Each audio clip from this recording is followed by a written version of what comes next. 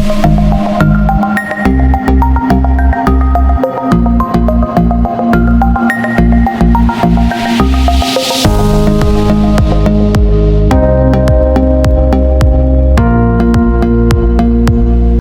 Friends, நம்ம இன்றைக்கி வேர்க்கடலை உருளைக்கிழங்கு வச்சு நம்ம ஒரு ஸ்நாக் ஐட்டம் பண்ண போகிறோம்.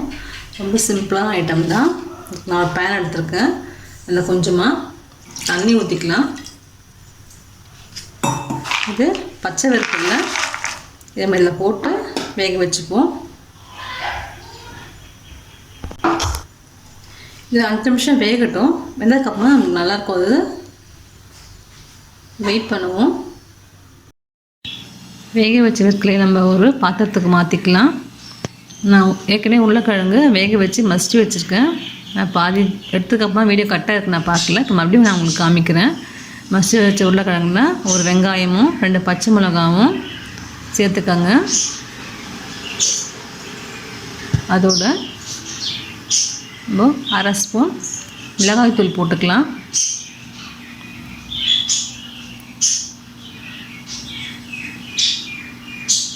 ஜீரகத்தூள் போட்டுக்கலாம். அதோட 1/2 ஸ்பூன் கரம் மசாலாவும் போட்டுக்கலாம்.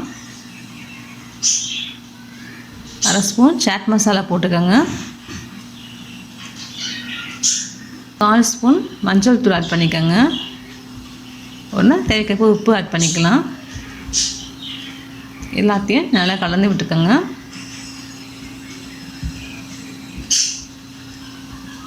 வேக வச்சு வச்சுருக்க வேர்க்கடலையும் இதில் சேர்த்துக்கலாம்.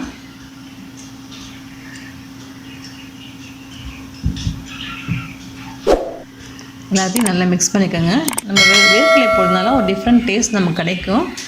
நம்ம வெறும் உருளைக்கிழங்கு கூட பண்ணலாம். இது வேர்க்கடலை போட்டிங்கன்னா அது நம்ம சாப்பிடும்போது அது கடிக்கும்போது அது ஒரு நல்லா டேஸ்ட் தரும். இது உடம்புக்கும் ஹெல்த்தியும் கூட வேர்க்கடலை. அதனால நம்ம இதை போட்டிருக்கோம். இதை போடாமல் கூட நீங்கள் செய்யலாம். இந்த மாதிரி சின்ன சின்ன பால்ஸாக நம்ம ஊட்டி வச்சுக்கலாம். இதை நீங்கள் எண்ணெயில் போட்டும் பொரிச்சிக்கலாம். இல்லை கட்லட் மாதிரி கூட நீங்கள் ஷாலோ ஃப்ரையோ டீப் ஃப்ரை பண்ணிக்கலாம். நம்ம இன்றைக்கி வேறு விதமாக பன்னீர் இதில் வச்சு பண்ணிக்கலாம். இது நமக்கு அந்தளவுக்கு எண்ணெய் உங்களுக்கு பிடிக்காது. ஏன்னா ஆல்ரெடி எல்லாமே வெந்தது தான். உங்களுக்கு சும்மா அதை ஸ்லைட் ரோஸ்ட் பண்ணால் போதும். இதே மாதிரி எல்லா உருண்டையும் நம்ம எடுத்து வச்சுப்போம்.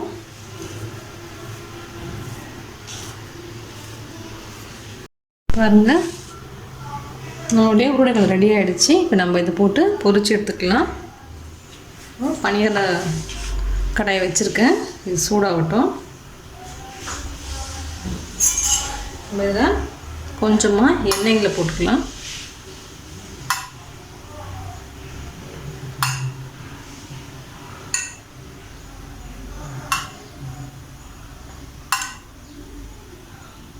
எண்ணெய் ரொம்ப ஊற்றணும் அவசியம் இல்லை.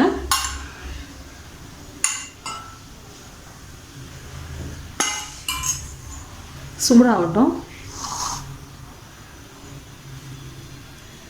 நம்ம இதை அதில் போட்டுடுவோம்.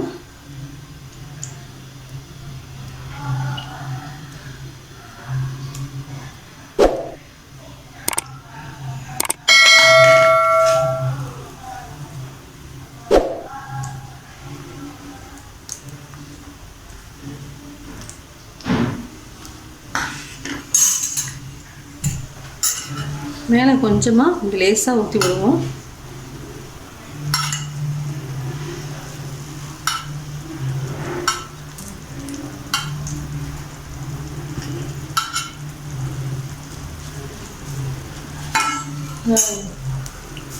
இது லேசாக திருப்பி விட்டுக்கலாம்.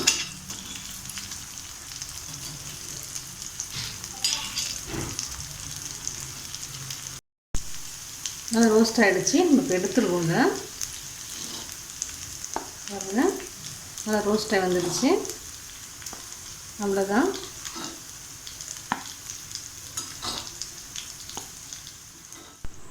நம்மளுடைய வேர்க்கடலை உருளைக்கிழங்கு செஞ்ச பால்ஸ் ரெடி ஆகிடுச்சு. ரொம்ப சிம்பிளான ரெசிபி தான். நீங்களும் செஞ்சு பாருங்கள். உங்கள் கமெண்ட்ஸ் சொல்லுங்கள். தேங்க்யூ. பாருங்கள், நல்லா ரோஸ்ட் ஆகி நல்லா அழகாக வந்திருக்கு. நீங்கள் கடிக்கும் போது அந்த வேர்க்கடலை சாப்பிடும்போது அது ஒரு டேஸ்ட்டு உங்களுக்கு தரும். ட்ரை பண்ணி